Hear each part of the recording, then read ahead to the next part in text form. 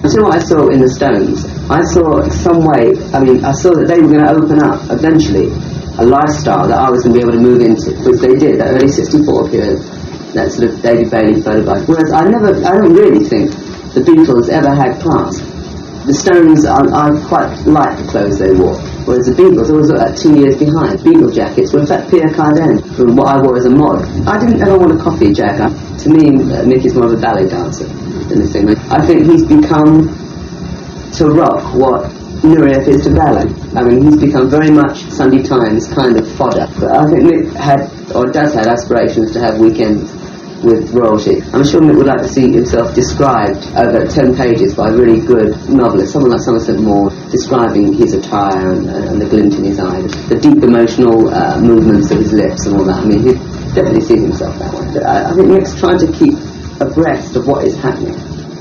When we first played the Palladium in Los Angeles, I hadn't really spoke to Mick properly. I hadn't really met him properly. Actually, to that point, he came backstage at the gig I did there, and he was definitely there to check it out and do it, and he watched the whole set.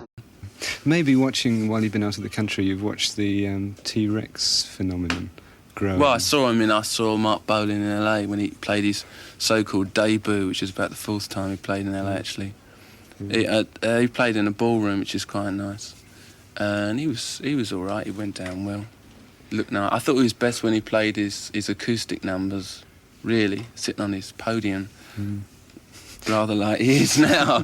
But, he was good. What I wondered was how you reacted to what's happening. Like, for the first time, there's something growing up underneath your generation. There's a new generation coming up, and you're, in a way, being displaced as the involuntary leader of the youngest generation that's expressing itself. Well, I'm not 19, and nor's Marc Bolan, but but he's leading that. Well, it's all right. Musically speaking, I don't think you'll really have a new thing until you've got a new music. It's, while you're still basing yourself on sort of Chuck Berry, you're still the same, unfortunately. I want something else. I don't want Chuck Berry until we die. We've got to have something else, man. But I like Marc Bolan.